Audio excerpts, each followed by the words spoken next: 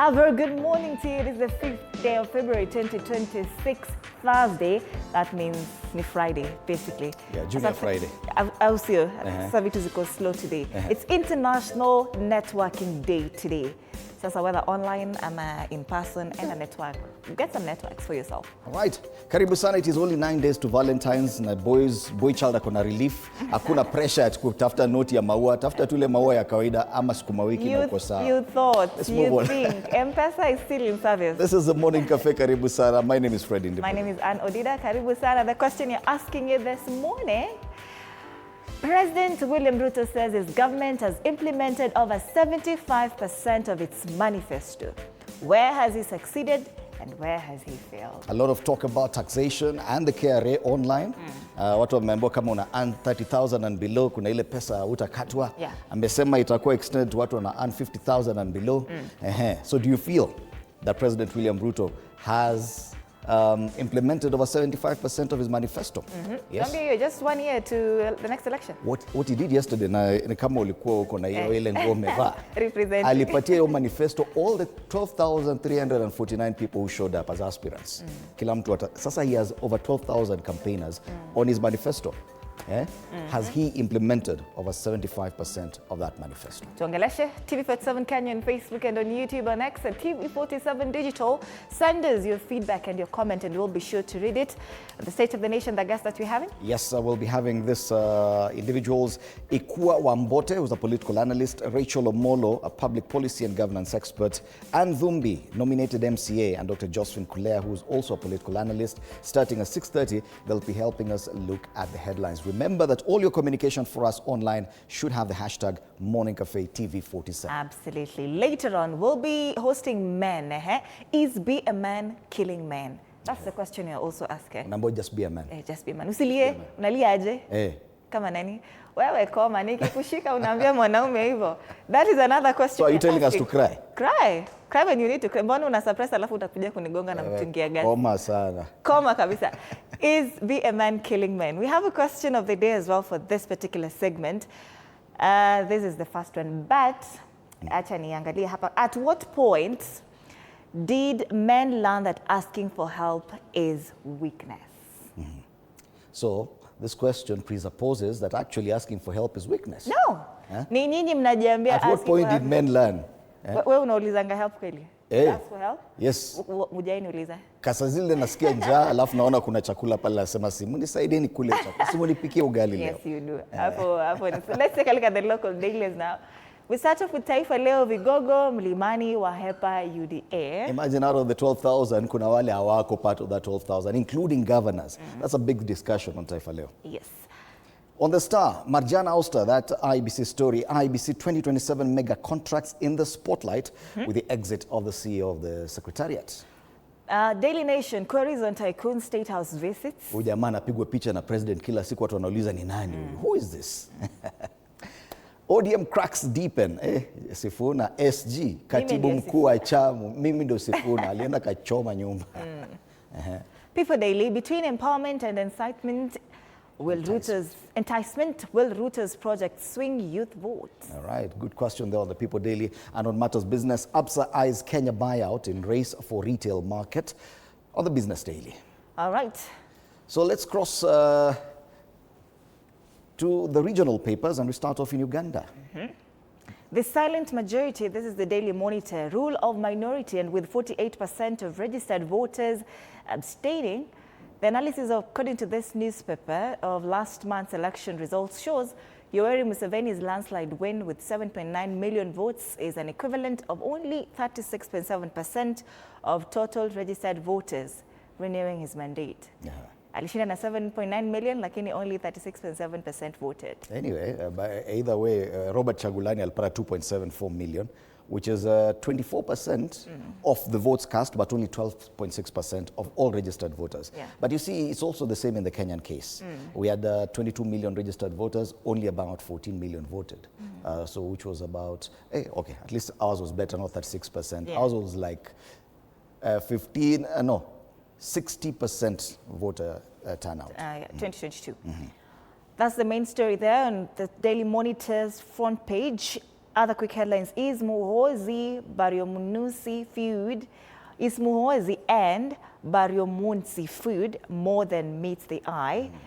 Animosity, they say. Well, there has been no prior bad blood between the two, at least publicly.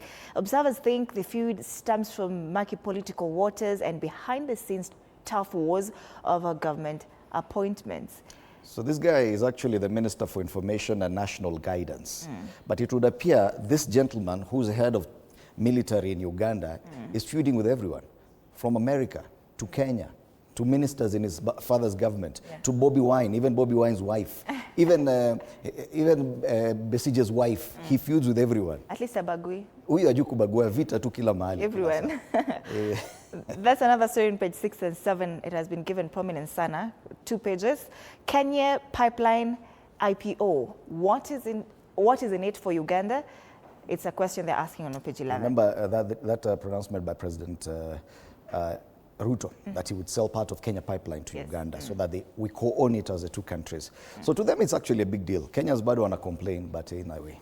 Ugandans are winning. Are we winning though as Kenyans? Uganda is winning on this one, if you ask me. Why Bugisi political clout has declined? Kule juu PLE, why rural learners get poor grades? Bado wanaongelelea education. Residents shock on stench from polluted Lake Victoria. Oh. Yeah. They have a longer stretch of Lake Victoria compared to Kenya, so yeah. Okay. All right, still in Uganda, districts on the spot over road funds. That's a new story on the New Vision. This is a shift from politics and a shift from electoral issues. So they talk about 176 billion Ugandan money. Audit reveals irregularities across local governments, the equivalent of devolved units. So that's the main story there. Auditor General nafikiri Nancy Gathungu wao anafanya kazi pia. Pale chini Lake Victoria turns green. Foul smell hits communities. Wow. You've seen it on the front page of the Daily Monitor as well. But this one, you can imagine there's nothing much you can do about it as a community. If at all it's already turning green and it's smelling badly. That means you can't even fish from there. Yeah. It means all the sewer is just draining there. So it's not even helpful. And you can imagine the kind of diseases that would come from this kind of water. Yeah. Anyway, low turnout in sub-county elections is another story there. Pale juu, over 7,000 schools with no first grade in 3 years. Hey, ni kama watu hawajafanya maswala ya uzazi. Haina first grade for 3 years. Chunga sana. That's a new vision in Uganda. Twende Bongo, the Citizen, shilling under pressure as Bank of Tanzania cites seasonal forex shortage. And the Tanzanian shilling, they say, has weakened against major global currencies. A decline the BOT attributes to a seasonal perfect storm of rising import demand and a temporary lull in exports earnings. The average buying rate for $1 based on the Bank of Tanzania's official indicative figures is 2,534. Dola moja tu ni 2,534.4 peke yake tu. Shilingi za Tanzania. How much Kenyan shillings is it? Zetu ni 129 ama 130. Yeah, thereabout. All right, that's the story on the front page here, and it's also on the inside pages of the Business Daily. Students' Varo appeal sparks government action on commuter bus abuse. They say the government has ordered transport regulators and police to crack down on public transport operators accused of denying students access to commuter buses following a viral appeal by a Form 1 student. Tanzania open to trusted long-term investors, the president says. MPs, faster growth needed for $1 trillion economy target. All right. That's Tanzania. The Citizen. Tukisalia kule Bongo, gazeti la Mwananchi, tunakwama wapi? Ni swali tu wanauliza pale. Manyanyaso kwa wanafunzi yaota mizizi, serikali yatangaza msimamo, wamiliki wa daladala, makondakta wafunguka, LATRA yabebeshwa mzigo, dawa za tatizo yatajwa. Now, this one is simply, it's the equivalent of matatus in Kenya, denying students going to school, primary school kids, secondary school kids, going to day schools, wanaambia mwezi panda matatu. Funny. Hivyo tu wasipande, tunabeba abiria wengine hataki kubeba watoto. Wanasema hivyo. So watoto wako hapo stage, inabidi watembee because probably hawana zile basi za mashule. But that's something small because I think the Kenya situation, most schools have buses. Yeah. But those of us who went to school back in the 80s and 90s, it was a real problem that wanafunzi walikuwa naambiwa usipande hii gari. Kero ya usafiri kwa wanafunzi ni habari kuu pale. And I think this is a good story to be on the front page of the Wananchi. Habari zingine pale za siasa, ACT Wazalendo, ZEC bandika bandua Zanzibar, masuala ya siasa na vyama. Watanzania wanavyoishi Marekani kwa kujificha ficha, ICE wanawatafuta watu wa Tanzania. Wakenya wana bahati kidogo. Samia waita wawekezaji kuja Tanzania, na pale juu saratani 10 zinazotesa wakazi Dar. Gazeti la Mwananchi. All right, it's World Cancer Week. So that's very timely as well. Tuangalie hali ya anga kunakaa vipi. It's cooling in some areas. But we start off in Kisumu. This is still Nairobi. Let's see. Kisumu, it's loading. It's 20 degrees this morning. It's a cloudy day. This morning feels like 24 degrees.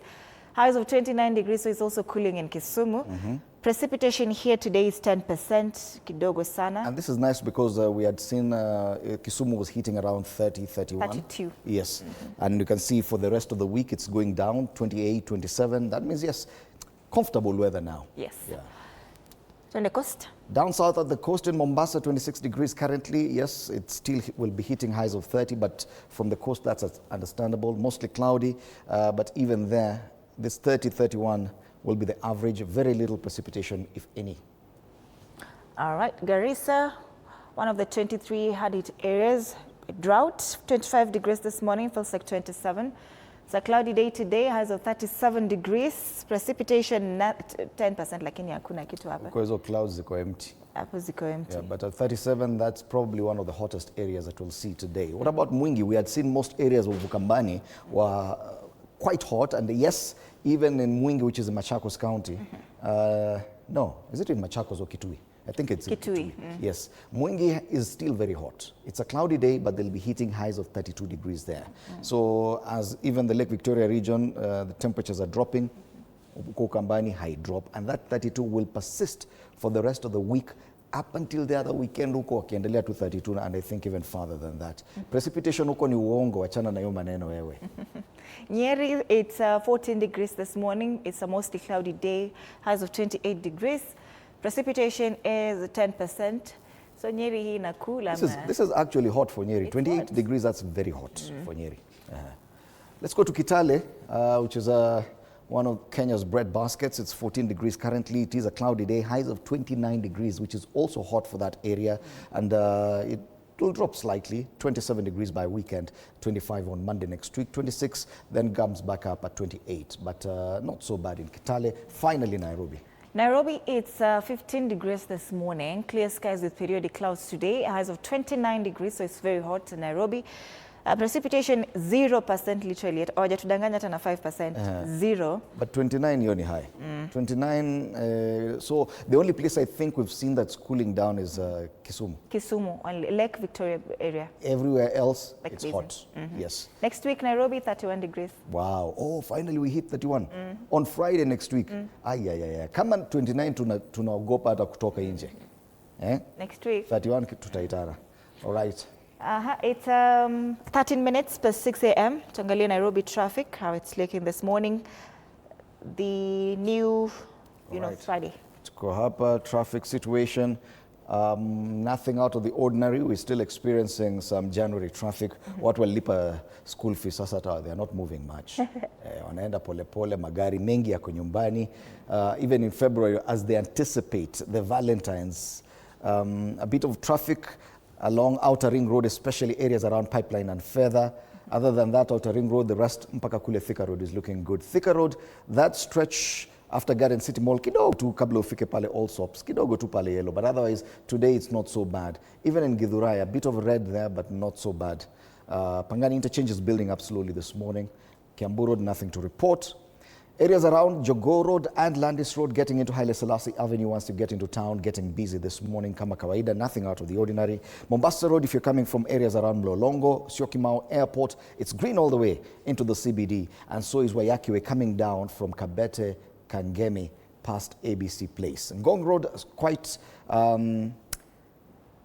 nonchalant this morning.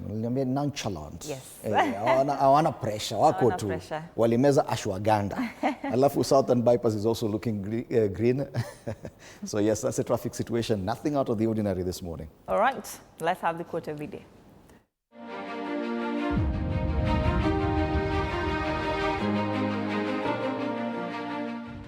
Always go with your passions. Never ask yourself if it's realistic or not.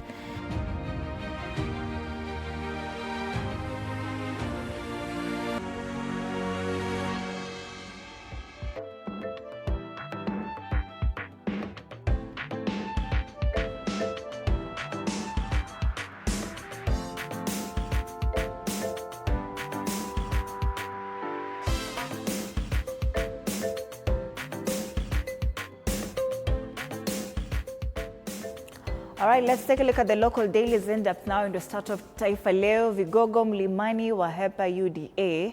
Kinyume na awali ambapo tikiti ya UDA ilipiganiwa kaunti za Mlima Kenya, sasa wazito siasani waikwepa. Anasema zoezi la kusajili wawaniaji katika uchaguzi wa mwaka ujao linaloendelea la chama tawala cha UDA limeonyesha kudidimia kwa mvuto wa chama hicho katika eneo lenye idadi kubwa ya wapiga kura la Mlima Kenya. Wanahamia wapi? DCP? Sema wanahamia wapi? Unajua sasa it was expected that most people would defend their seats using UDA. Some of those who are yet to register, 12,000 people have already registered, 149 for governor's races alone. But out of the 149, remember we only have 48 counties. Yeah. 47 counties. But so far they have 149 people who want to be governors through UDA. But those who are already governors, like the governor for Murang'a, Erongo Kang'ata, the governor for Kiambu, Kimani Wamatangi, even the chairperson of the party, Cecily Mbarire, who's a governor of Embu, are yet to register. That's all they're saying. They're yet to register as aspirants. So probably wata register baadaye. But pengine pia hawata register, hatujui. Yes. Ndio wanaitwa vigogo. Swali ni wanaenda wapi, lakini habari iko katika ukurasa wa pili, tajisomea. I'd give it to them. Cecily Mbarire was actually present there as a chairperson of the party. Even if she hasn't registered as an aspirant, she was present at this meeting. Vidokezo zaidi, pendekezo wabakaji wahasiwe laibua mjadala mkali nchini. You remember that, what was it called? The Nancy Banaza... Chemical castration. Yes, that panel ilikuja na chemical castration. That's what they're talking about. Watu wamesema hapana. We don't want that chemical castration because of reasons like labda mtu alikuwa falsely accused. Yes, and there are quite a number of those. Yeah. Sasa wanasema kwamba pendekezo la jopo kazi kuhusu dhulma za kijinsia la kuanzisha adhabu ya kuhasiwa kwa kemikali kwa wahalifu kwa makosa ya kingono wanaopatikana na hatia limezua mjadala nchini, huku wataalamu wa afya, wanasheria na wanaharakati wakitoa maoni yanayokinzana kuhusu athari na uhalali wa hatua hiyo. It can't be reversed.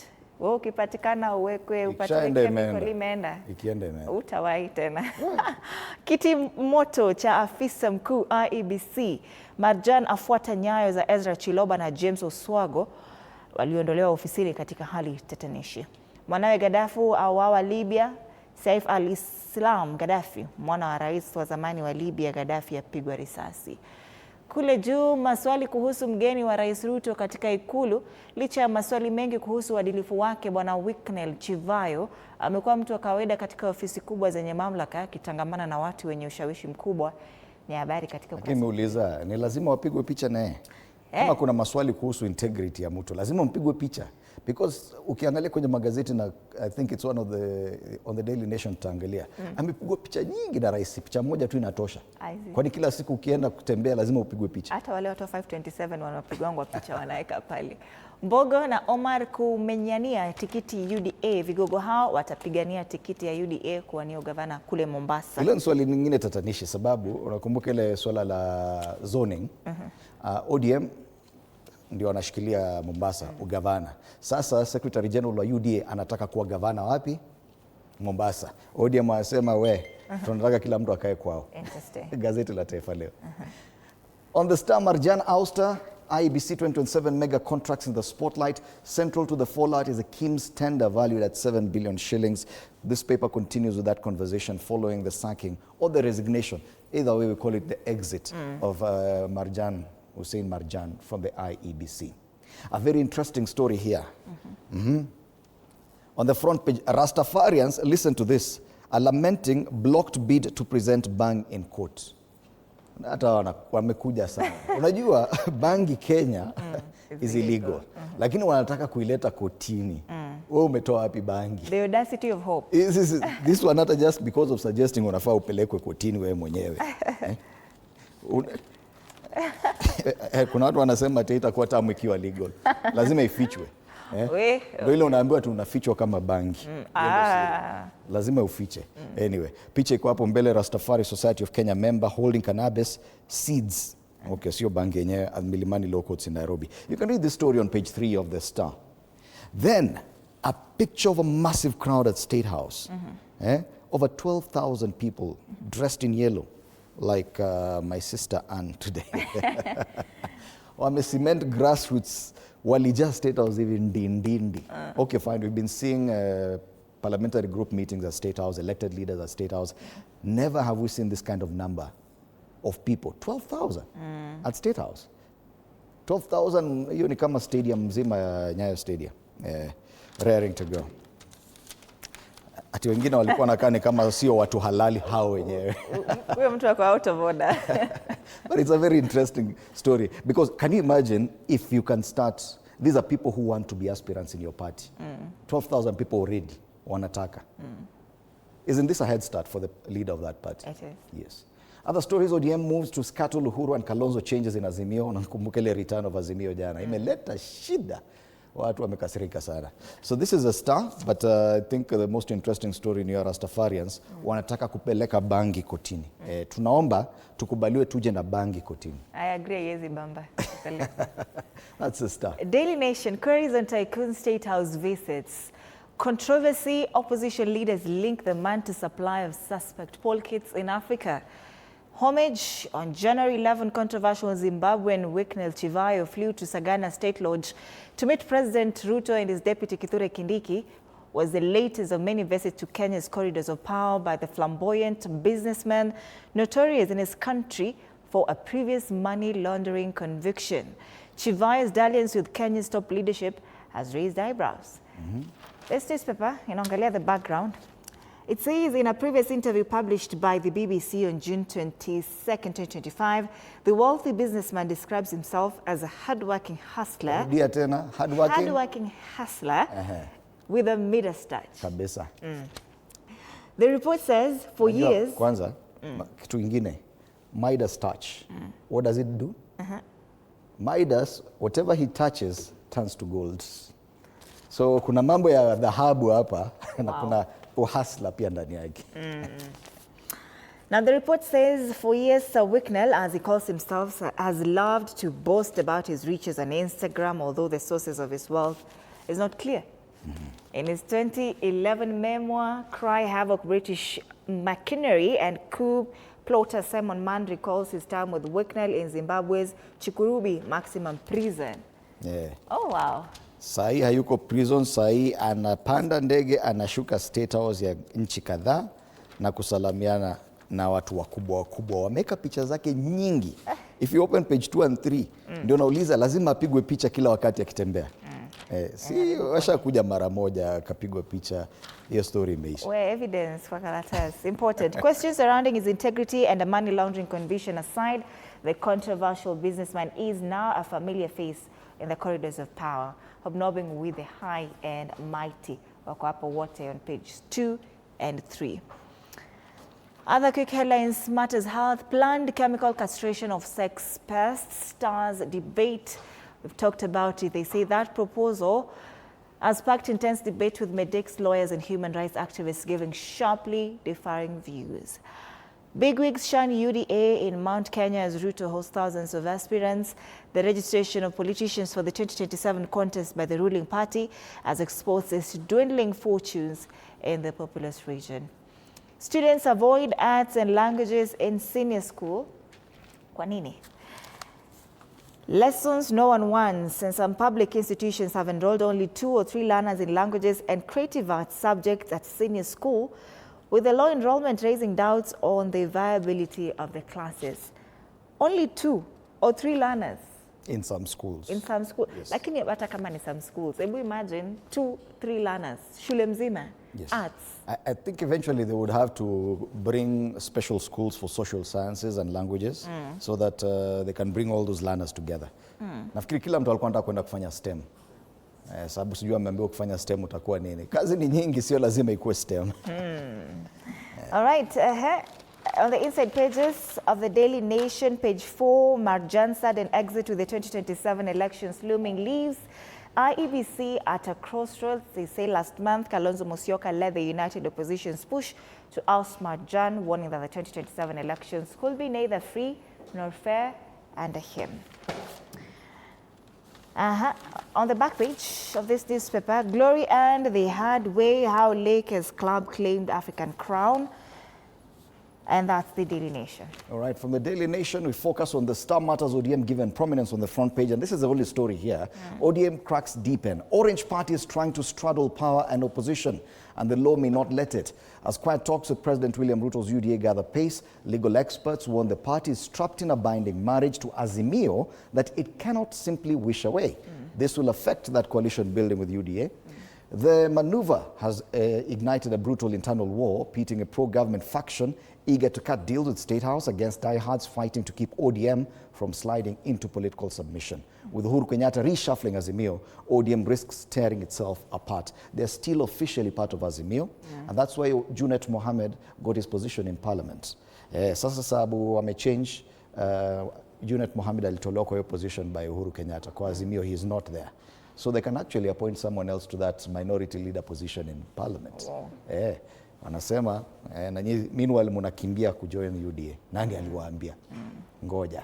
That's the front page of the Standard. It's the only story on the front page.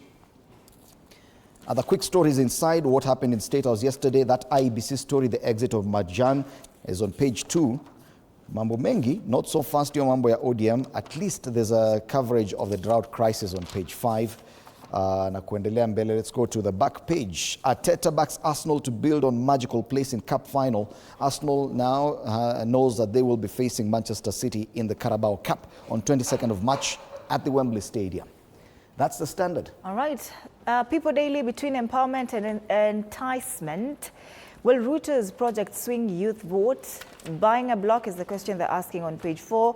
Present youth projects, imekuwa mentioned pale, the reason to end Nyota Fund is there. Much more financially inclusive fund, popularly known as Hustler Fund, is also there. Kenya Jobs and Economic Transformation, Youth Enterprise Investment Projects, among others. And of course, Affordable Housing Fund is also there. On the top strip rather, Marjan's exit shakes IEBC, what it means for trust in elections. And City Hall race heats up as Pauline Njoroge joins the fray. Yeah, Pauline Njoroge is now an aspirant for the governor's seat. Interesting. Finally, Business Daily, APSA eyes Kenya's buyout in race for retail market, matters business. So South Africa's ABSA Bank, ile ilikuwa inaitwa Barclays, is now exploring plans to buy another Kenyan lender in a move that would help it grow its share of the retail banking market. Remember, there was also NCBA that was bought by another South African bank. Sasa tena ABSA inataka kununua ingine. Kidogo hatutakuwa na banki yote. Anyway, hapana tutasema hivi. The group CEO says banks exploring acquisition options, South African lenders seeing growth opportunities in East Africa. They've seen an opportunity, so it's not a bad thing. How flash disk mix-up cost China firm 29 billion shilling railway contract. Flash disk too. Aka confuse flash disk, akachukua the wrong one. Contract ikapotea.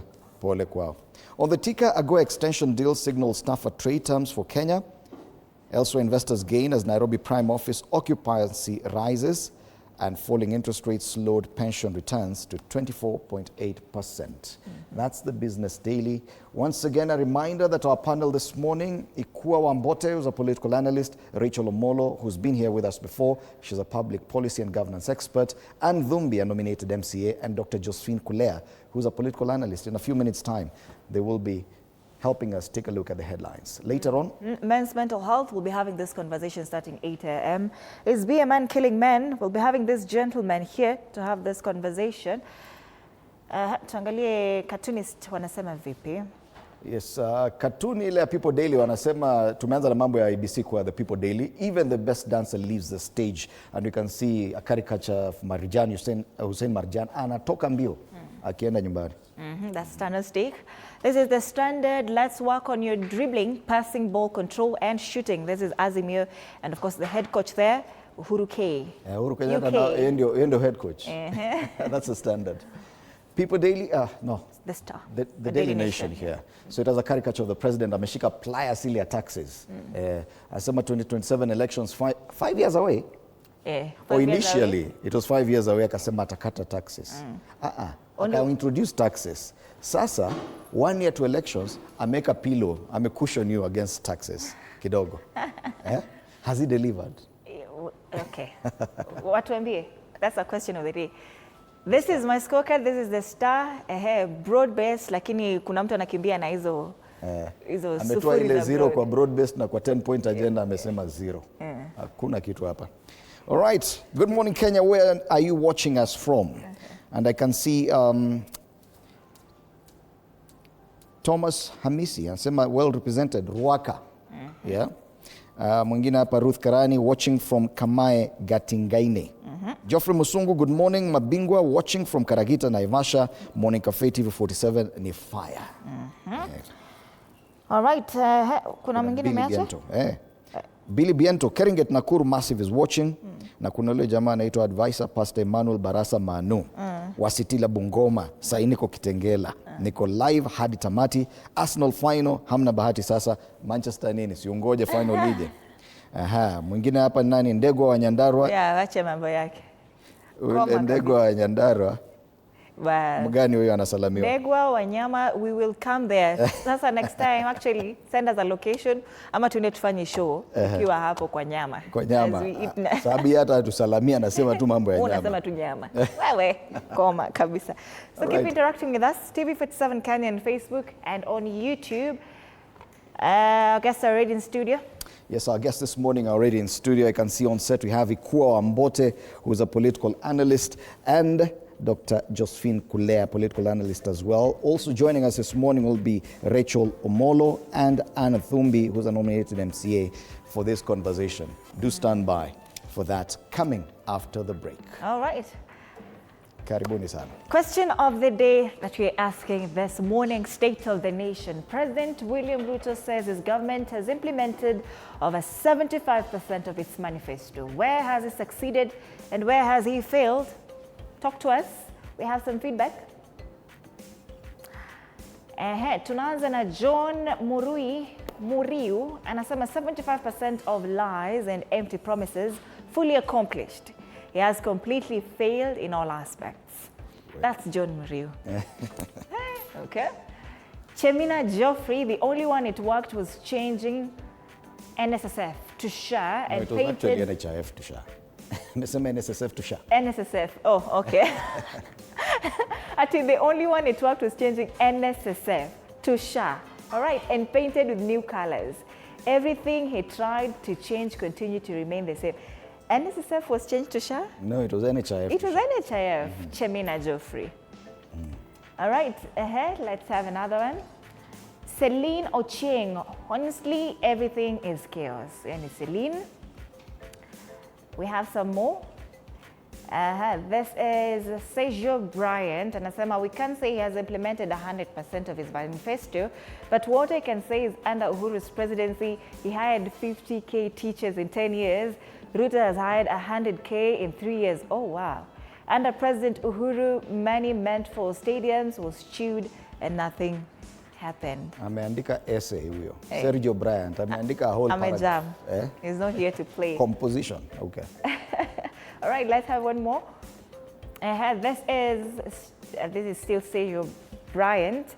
It talks about under Ruto, it's being chewed, but projects are implemented. So far, SHA is working, but people who visit private hospitals will tell you it's not.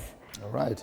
Interesting. So do you believe that President William Ruto has actually implemented 75% of his manifesto? The same manifesto that he shared with over 12,000 aspirants yesterday at State House. Akawaambia hii ndio unaenda ukiambia watu kazi ya Ruto ni gani. Yeah? Do you believe it? We'll continue sampling some of your feedback even as we discuss this with our panelists. So do get interactive with us on X, TV47 Digital, on YouTube, Facebook, and Instagram. It's TV47 Kenya. Remember to use the hashtag Morning Cafe TV47. You can tag us as well. My handle on X is at Fred Indibuli. At _Dida. See you after the break.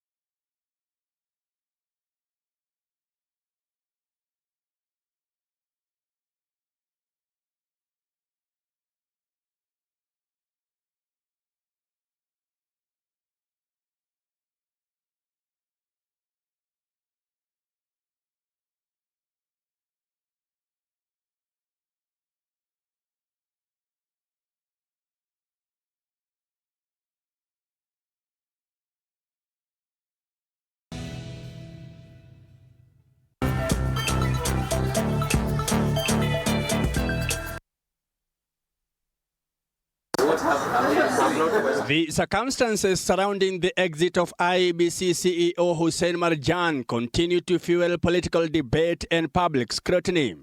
Marjan exited the electoral body on Tuesday in what has been described as a mutual agreement with the Commission. In his resignation letter, Marjan agreed with the IEBC on a structured transition.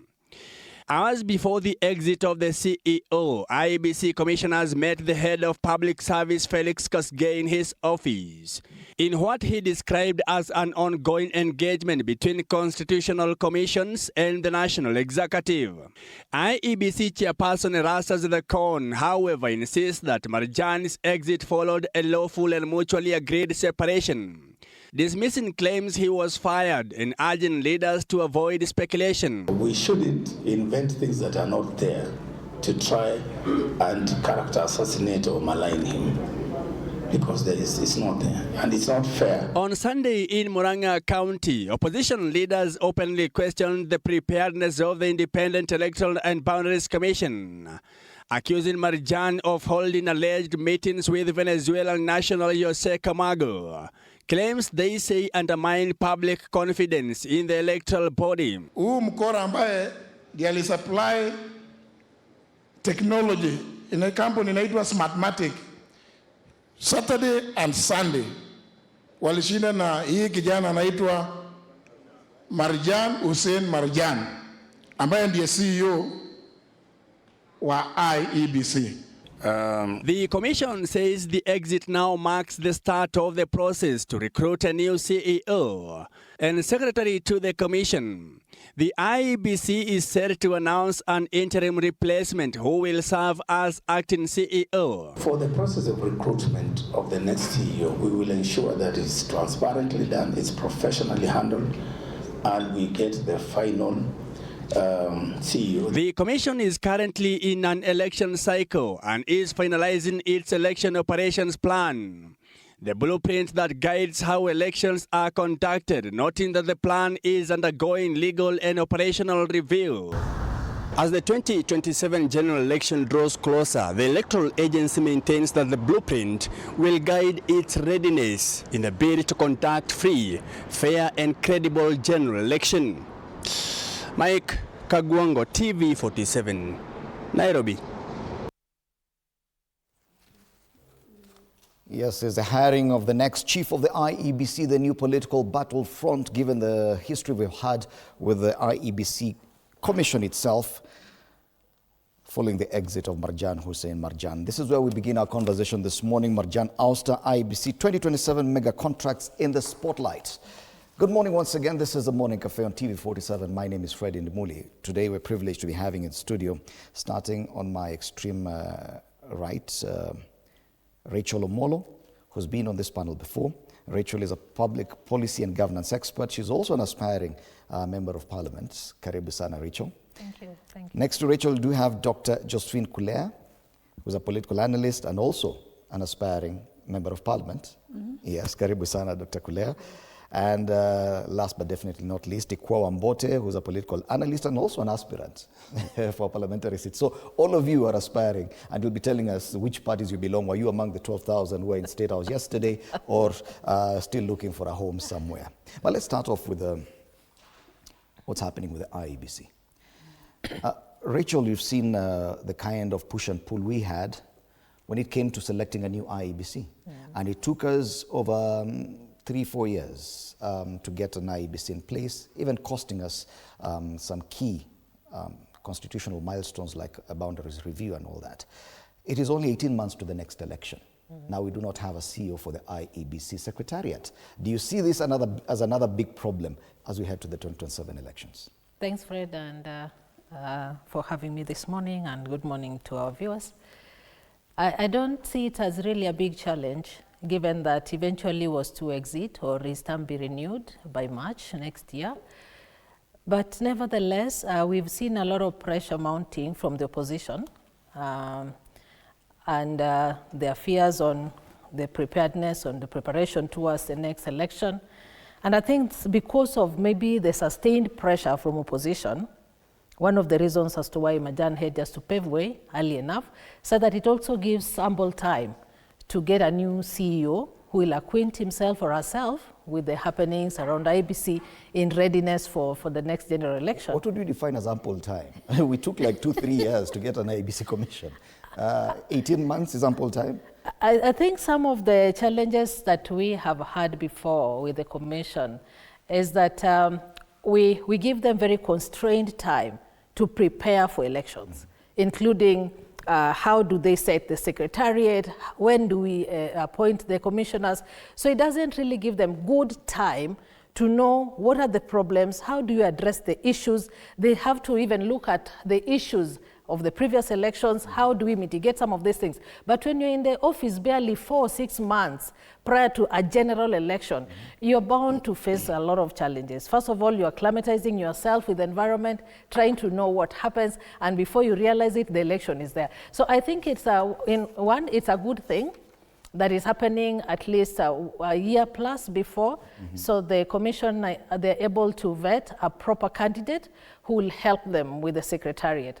And again, we know there has been a lot of challenges. Remember, one of the reasons the NADCO report, one of the things in the NADCO report was things to do with election. And looking at the structural problems that we have had, accountability issues and such like things, and given what Marjan had just done, extending the term limit or renewing the contract of Smartmatics, I think some of those challenges and people going into election with already a heavy load, like why are we using the same people? We are questioning the credibility of the system and all that kind of stuff. And you unilaterally decide to extend their contract. I don't think that was good enough on his side. Okay. But I think it's a good thing that part of the ongoing reforms aimed at strengthening generally the internal accountability of the commission. So yes, we are here to see who will fit the shoe. Right. But Dr. Kulea, does it make you feel more confident about the IEBC and its conduct around elections? We've always questioned each and every commission that has supervised an election in Kenya.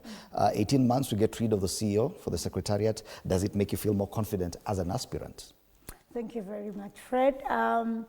As an aspirant, I don't feel comfortable, but as a Kenyan, sometimes we see things happening and you have no control of. But I think where we are as a country, so many things have been determined by those in office. And we can only, the Kenyan phrase, we see, but you can't, you know, you can't, but all I can say is the people that come into the IEBC space come there with, for a reason, for the people, because of the people who brought them there. But then also they come with an expectation, because of course, when you are given a job here, Fred, there was a reason that you were picked and not someone else. But when you come here and your expectations are not met sometimes, you might not want to stay. So the pressures within and without. So as Kenyans, the pressure we also give to these people, especially on social media, you know, we are known globally as the pressured country, you know. So I feel like we as aspirants, we feel like it should be, people should be given these jobs according to their what is it called? The merit? Yes, merit. The way they're supposed to you know, also the strength to the pressure in that office is just too much. Also with the experience over the years that we've seen that people come to IEBC, and it's so sad when you see sometimes online and people are like, oh, you are next. You know, they always associate like, oh, you're just coming to rig the elections, then this will happen to you. But as aspirants, we don't mind who's in office as long as there are systems. Yes. And you know, those are the systems that we want to work. But looking at that position of CEO for the Secretariat and going back to individuals before, to the two predecessors, we had James Oswago who exited linked to procurement issues. Then came Ezra Chiloba, same thing linked to procurement issues. Then we have Hussein Marjan, same link to procurement. What does that say about the structural integrity of the whole Commission and its Secretariat? Bonabote. Well, thank you, Fred, and thank you for having me. I think by historical occurrences of that particular position, it need to bring to our attention as to reasons why the Marjan could have exited. And actually, we need to be worried. We need to be worried because we've seen what has happened in the past, especially if somebody wants to interfere with the credibility of the elections. One of the positions that they use, because this is the operational office, is the opposition of the CEO.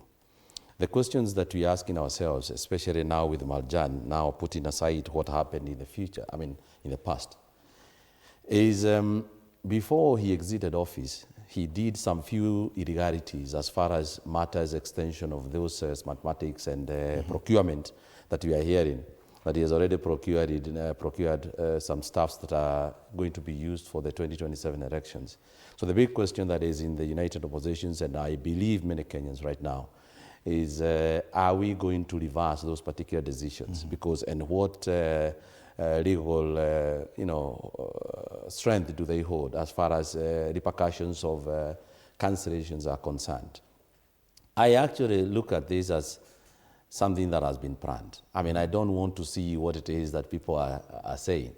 I want to see what people are not saying. You think this is by design? This is by design. Yeah. This is predominantly by design. And I would want to caution Lecho, because she has actually, Rosalind, sorry, because she has actually looked at it as something that happened out of kawaida. There's nothing normal out of this. How convenient would you want to exit voluntarily, resigning after you have done some two major irregularities that they could use as an excuse? They could use the legality around it, because he was legally in office. He had his, what I would call job description well cut. So probably as much as he acted outside the law, we never know what the IEBC are going to say about this when somebody takes them to court in regards to what it is that they had been procured.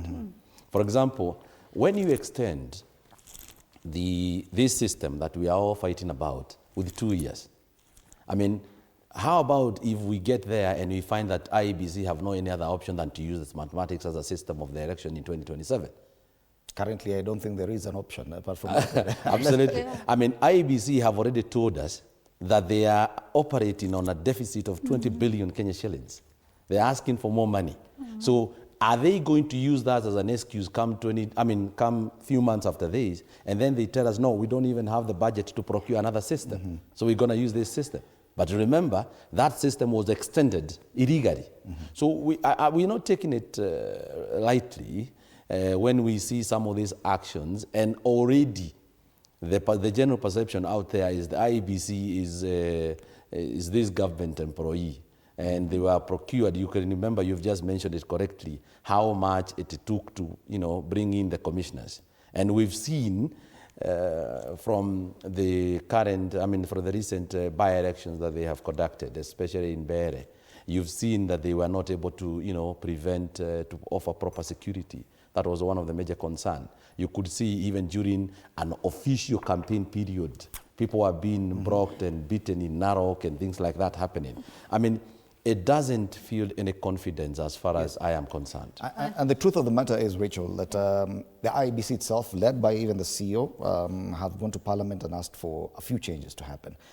Better allocation in terms of budget, also a few changes in terms of the Elections Act. They had their own proposals to give the Commission at least some teeth to bite. He does that, then before we even get there, he's forced out. Bonambote raises some serious issues that could border on the integrity of the entire electoral process. Do you see this potentially as some of probably the biggest bone of contention heading towards 2027, that, okay, fine, the position of CEO and the actions he undertook before he exited, now we're no longer confident about this process? I think if we go by what the chair talked about yesterday, I think during their prayer breakfast, he spoke about trying to strengthen the internal effectiveness and the smooth leadership transition of the Commission in its entirety. I really don't think if we need to really look at it like, it could have been by design, but for me, I look at it like it gives us good time for smooth leadership transition. Remember, Marjan's time expires in March next year. Either way, Marjan was to exit, not unless his term is renewed. Yes. So would we rather have Marjan Do you feel like we were going to allow him to exit 4 months to election day? Why not? Why not? The constitution is very clear. Your mandate is up to March. Then go through another recruitment process before. That's why for me, I'm looking at it positively. That this would give the commission good time. So there's no excuse whatsoever that we have issues with the secretariat. We have a gap to fill for the CEO, and here we also have an election to look forward to. So I don't want to really look at it with a lot of negativity, the Kenyan way, that why are you exiting the office now? I mean, you're bound to exit anyway. But then for me, the timing is what works for me. It's not about why is he doing it right now. It is the timing for me, the aspect but of the the nature of all these transitions, especially in IEBC, even the commission itself, how people leave the commission, others escape, others disappear for a few years. We've seen Chiloba, how he left. We've seen Oswago thrown to court. Don't you think that there's a problem there? Of course, there's an issue with IEBC. There's a trust deficit, which we are dealing with. There are a lot of issues to do with accountability. There are a lot of issues to do with transparency in the manner in which some of these things are done, especially in regards to procurement, like how he decided to just to extend the contract for Smartmatics, which now has brought a lot of illegality on the manner in which those things are now being procured. And I don't know whether Mbote is a legal practitioner, but then we are yet to see what will happen then. Do we have time for us to procure new? Do we work with what we have? What are the consequences of cancelling the contract altogether and such like things? But in all of these things, where does this leave Kenyans and the upcoming election? The chair spoke about we are going to do more of this if I may say, people exiting or people being laid off. He didn't say it verbatim, but he insinuated something like that. We are yet to see more changes within the secretariat or within the commission. So I think it's in wholesomeness, just trying to address some of the challenges that they have with the secretariat when it's come to integrity issues, some of the challenges that they have when it comes to procurement processes, why individuals would decide, let's go it this way without even having to wait for the commission to having been put in place.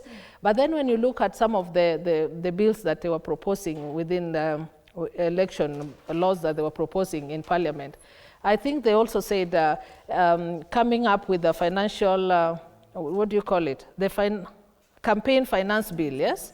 Come by September this year. So I think those are some of the challenges that we have seen in the past, where there's no proper structure, there's no proper control of even election itself, be it campaigning or the overall election. Yeah. So I think the commission, so far, they're doing the right thing in trying to put the house in order, in readiness for the general election. All right, final word before we take a break, Dr. Kulea, on this one, and it's about now the next step, getting a new CEO in place. And we've seen how much political parties and political players have always demanded to have a say in how the commission is appointed. Now, everyone will want to have a say in how we get a new CEO. Do you see that as a problem? Thank you. I think what Kenyans want in general is a working system. You know, the way people will come and go at any point. And other working nations, they have systems at work, so that if someone is here today and leaves tomorrow, the system will be in place. So whoever determines who comes on board, yes, there are dissenting voices on what Kenyans want. People are bringing their opinions, and that should be considered on who comes in place. But at the end of the day, the buck stops at the person who makes the final decision, who is the employer, and we know who that is. So at the end of the day, I can say what Kenyans want is a working system where if people come and go, at least we are able to say that we have the what is it called, the confidence in the system of IEBC, not in the person, so that we move from the person-centered approach to the systems. All right. All right, so Marjan Ausa, IEBC 2027 mega contracts in the spotlight. It is a big story on the front page of the Star. It is found on the most of the inside pages of all our dailies. What will happen next to IEBC?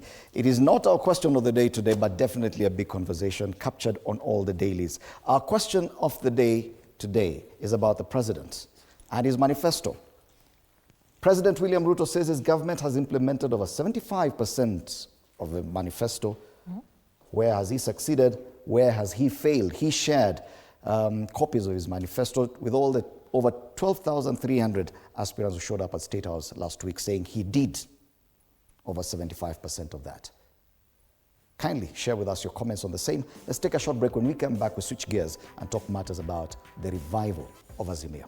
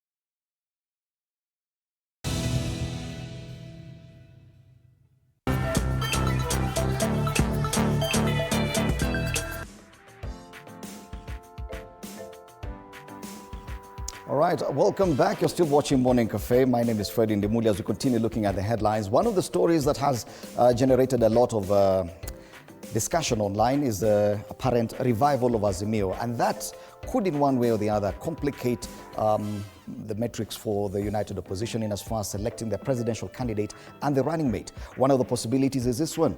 Kalonzo Musyoka, Martha Karua? Or was it Matiang'i and Kalonzo, or Matiang'i, Martha Karua? What exactly is happening? Former President Uhuru Kenyatta has managed to appoint Kalonzo Musyoka as party leader of Azimio. How does that affect everything? It is part of the reason of the stories covered here at TV47. Let's watch it before we pose this question to our panelists. Wiper Patriotic Front leader Kalonzo Musyoka has emerged as a united opposition's preferred candidate to face President William Ruto in next year's presidential election, with PLP party leader Martha Karua set to become his running mate, a second attempt at the deputy president slot for Karua following the 2022 contest. The decision was reached during a high-level meeting chaired by retired President Uhuru Kenyatta, also attended by Jubilee presidential flag-bearer Fred Matiang'i, close allies and advisors, held in Mombasa last month. Insiders say the move also has the blessings of DCP party leader Rigathi Gachagua. I see Azimio more as a platform than anything else. It's a platform for Uhuru Kenyatta to begin now, organizing his wing in a manner that there's unity. Sources further reveal that Matiang'i, widely seen as a late entrant into the opposition's presidential race, has been promised a chief minister's position should the opposition form the next government. Also expected to play a key role in the new political lineup is DAP Kenya party leader Eugene Wamalwa, among other senior figures, as the united opposition moves to form a broad-based coalition with a strong youthful and Gen Z appeal aimed at making President Ruto a one-term president. Should we revive Azimio or should we form another coalition? For now, I think, if you ask me, it's going to be another coalition, not Azimio. Why? Because if you look at Mount Kenya politics, Rigathi Gachagua is a major player in that coalition. Gachagua was not in Azimio, right? If you look at others who are coming on board, they were not in Azimio. Kenyatta, who on Monday chaired a rare Azimio council meeting, where he appointed Kalonzo as party leader and removed Suna East MP Junet Mohamed as Secretary General, appears to be positioning himself for another political showdown with President Ruto, who defeated his backed candidate, the late Raila Odinga, in the 2022 presidential poll. Apul Kamau, TV47. And we already do have feedback on this one. Ochieng Josiah says, Matiang'i is a man for DP position. Karua, I can't vote for them. She failed us when Jacom was there. We cannot try that again. Mololo Michael says, hii imeenda, wataoshwa asubuhi na chirchir. Anthony Musyoka, Martha, no. Natembea na Kalonzo, yes.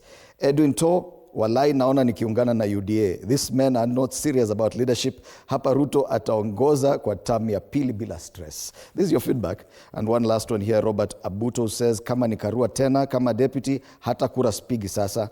Juu tunajua what happened to baba Raila alipojaribu huo mchezo wa kuchukua Karua. Karua hana say hata huko Mlima Kenya. Mbona isikue Kalonzo president, Matiang'i deputy, or vice versa? These are just some of your comments, and keep them coming. We'll continue sampling them as we continue with the show. And so this is a question now. For the united opposition, I think you've been thrown into a spin, Bwana Mbote, with apparent revival of Azimio. And probably, allow me to pose it to Rachel first, I'll come to you. Azimio was something else, and we've not seen any coalition that has lost an election coming back to do anything else. Do you think it's the right way to go the Azimio way, even without ODM that's already on its way to UDA? As it were, we are still, as a party, I'm a member of ODM, we are still in Azimio as a coalition. And this is a period in which people of different political parties look for partnerships or coalition. They start talking to other people. So seeing the former president, His Excellency Uhuru Kenyatta, trying to revive Azimio is nothing new. He's just trying to organize the opposition and strengthen it. But does that not stop ODM or any other party for that matter starting to have talks with any other political party they feel they have a similar agenda with?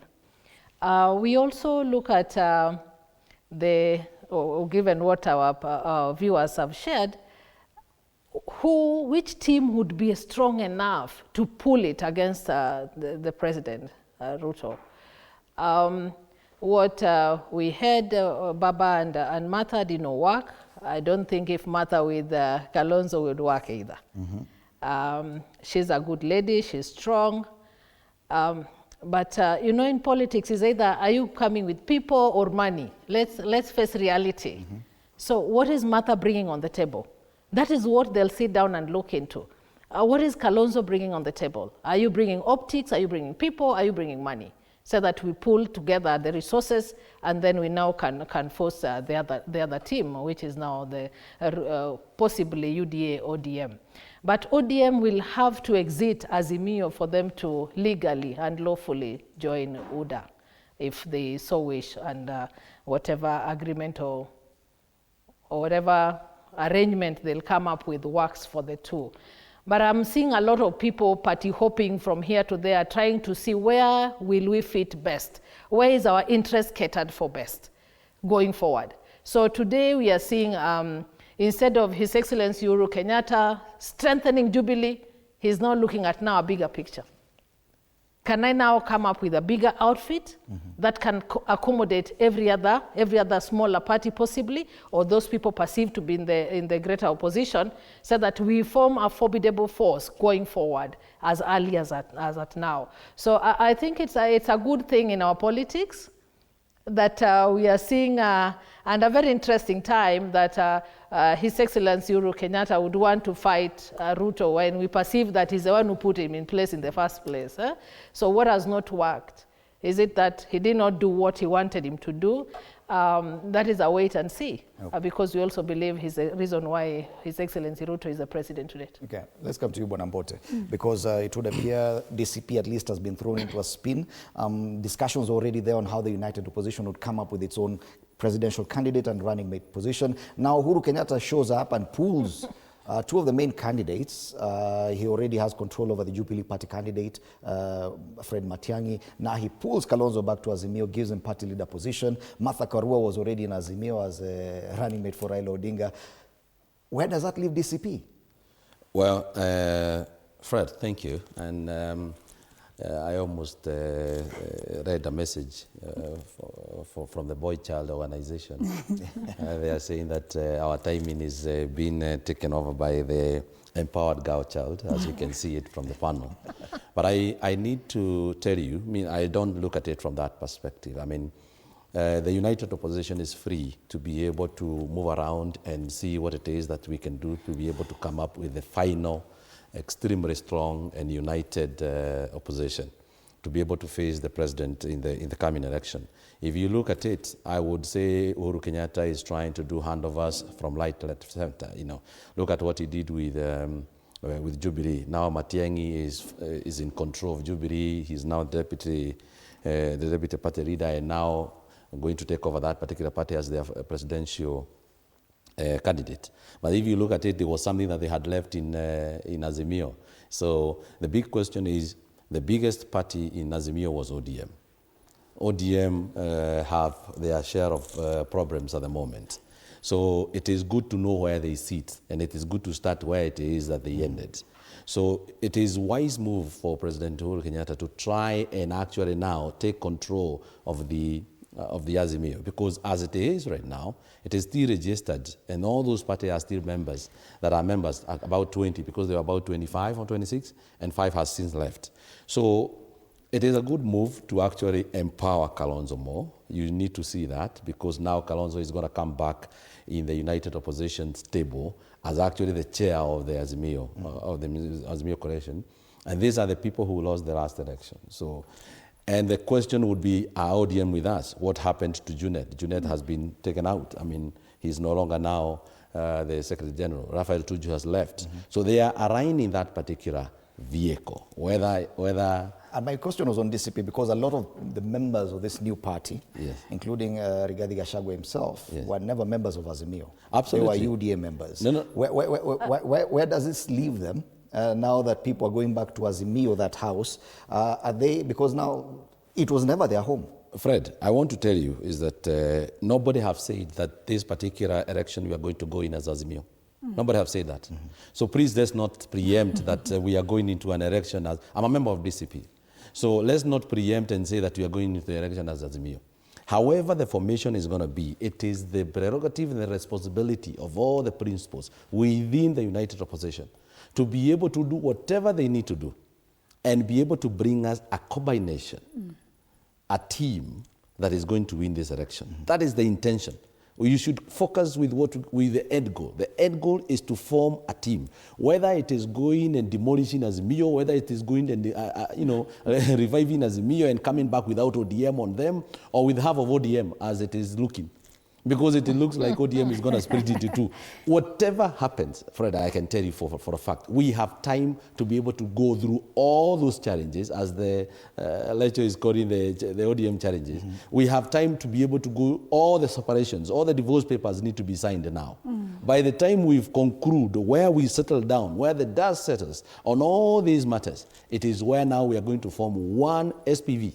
Special purpose vehicle to be able to face President William Ruto in the final election. But it's a usefulness of some of these coalitions that have lost an election that I'm trying to look for here. We saw CORD that lost an election, and after that, it lost relevance. Then they had to form NASA. After losing an election, it lost relevance. Do you see Azimio being relevant now, 1 year to the next election? Thank you. I think the intention of them coming together is good. But the timing is a bit sensitive because the voter at the grassroots level, I'll speak as a villager, because where I come from, in Samburu, we don't even associate with parties, we associate with the individuals. So for example, we've been a BABA, like Azimio zone for long, but with the demise of BABA, may he rest in peace, now we feel orphaned, and people are like, so who is the next visible person, and straight away they have gone to the president because he's there, he comes to the ground, they hear him, and while Azimio is still, trying to come together, bringing people on board, people exiting, people exchanging one party to the other, and now the interesting part is the relationship between ODM and UDA is sensitive because they are deep in. Because half of them want to stay, they are kind of bargaining whether to stay or to leave or to stick to Azimio. So I think they have to decide what they want, because Azimio will not be there. I think they form a new coalition, having DCP come on board and other new parties that are, they have a very strong team if they were organized. But I will tell you, I attended the Aspirants meeting in State House. And I will tell you, UDA is very organized. And we'll come talk about what happened in State House. They are very strategic, yes. But for now, Rachel, this Azimio revival appears to have even complicated matters for ODM. Probably they thought that that is a bygone already. It's no longer an issue, but then Uhuru Kenyatta comes back and even removes Junet Mohammed from that, meaning that Junet Mohammed is at risk of losing his position in parliament as minority leader, because now he's no longer a ranking member of Azimio. No one was thinking about Azimio. People had moved on. Why go back to it now? I really don't think if Junet's position he was given that position by virtue of us having been an Azimio. Remember, we still had a minority leader. That was Opiyo Wandayi, if I'm not mistaken, before. So the exit of Opiyo, then Junet comes in. It was not by virtue of, but it's the strength of ODM also as a party, the strength of ODM as a party within parliament. If you look at how many members of parliament we have vis-a-vis even the other people, and the majority side was Kenya Kwanza, the minority side was Azimio. No, if we go that direction, they just ended up giving the biggest party within the coalition. If we go that direction, Fred, you remember very well, at the beginning, on the onset of the 13th parliament, we had an issue of who is the majority and who is the minority. And the president quickly would some of the Azimio Azimio parties, and they, like UDM, DMG, they quickly moved to support UDA. And that is how now they were claiming the majority. But if we are supposed to go with what is recorded, then IEBC, then Azimio had the majority, both the Senate, both the levels of parliament. So that's another story altogether. But we are in Kenya, and Kenya is our business. And that's why we can always shift tables and what fits and what works at that point. But listening to my brother Mbote here, Azimio, in Azimio, the composition of Azimio, the bigger brother was ODM, which had like 3/4 of Azimio. So exit ODM, Azimio is a shell. Exit half. Let's face reality. Exit ODM, Azimio becomes a shell. That's the truth. So whether the former president revamps it to whatever level, without ODM, then there's no Azimio. So you cannot sit and tell us that, oh, it is okay, we can, but what he's trying to do is to strengthen any possible coalition. Let's not come up with another outfit. We already have one. Rachel, I feel like you've glossed over the complication for ODM on this one. You may want to see it as a weakness for the united opposition, but even for ODM, this is definitely an inconvenience. How is it an inconvenience? Because every other time, every other election cycle, we see new coalitions formed. So there's a possibility of even us having exited this without necessarily... ODM thought that marriage was over and done with, and now... Why do you perceive that? And you're being taken back, you're told you never signed the papers, the divorce papers. No, that is not true, because legally we are bound by Azimio, because we've not exited it legally. So how do you say, I think my marriage is over, and the divorce papers are not yet signed? I'll be lying. Don't you think that is an inconvenience at a time when we're discussing a coalition with UDA? You say, there's no, like, we are not like time barred in exiting Azimio. So that we say, as it is now, we can't even leave Azimio. So we cannot sit and say, oh, no, we are stand at a risk of, there's nothing we are risking, even living Azimio today. That is the truth. Okay. There's nothing. Even in Bunge, there's nothing we are risking. Okay. We'll have to wait and see what happens in Bunge. There's nothing we are risking. The big question is, of what good is Azimio to you, ODM? What use? You know, you can't say you are not time-bound to exit Azimio. You cannot be, ODM have perfected the act of speaking from both sides of the mouth, where you are not in government, but you're in government. You put one troop outside the government to make sure that they secure the opposition, and then you put another troop inside the government to go and sing the song of the government. That is what they have perfected. Now they want to repeat it here within Azimio. It is either you are in Azimio and you go as per the Azimio, agreement, the declaration, and whatever that is binding you there. Because correctly, as she has put it, is that they are legally binded within Azimio. However, I can tell you right now, whether Azimio, whether ODM, whatever it is a new realignment that is taking place. It doesn't matter what formation you belong to. Whatever we are going to see as we approach the 2027, it is new alignment, new registrations. And I want to say this because I had Daktari, come up and say, UDA, we are very, organized and all that. I mean, politics is a game of perception. Public perception shapes the politics. And right now, the biggest currency that UDA can sell to the people, it is that they are organized. The biggest currency that the ODM is trying to sell is that we are forming a coalition. And they are forgetting that they signed an MOU there that is making their Secretary General go bonkers, because that particular MOU have not been implemented. And we know the 10-point agenda. I want to tell the people of Kenya right now, it is a perception of victory. It is a perception of organized that they are telling to sell. And by the way, they have managed. Fred, don't cut me short, please. Let me finish this. Because they have tried to sell I'll set aside time to discuss UDA. There is actually something that they are selling here. Yeah. There is a UDA, ODM, and DCP person. So I'm mentioning people who are present. They are being represented in this table. But I want to say this.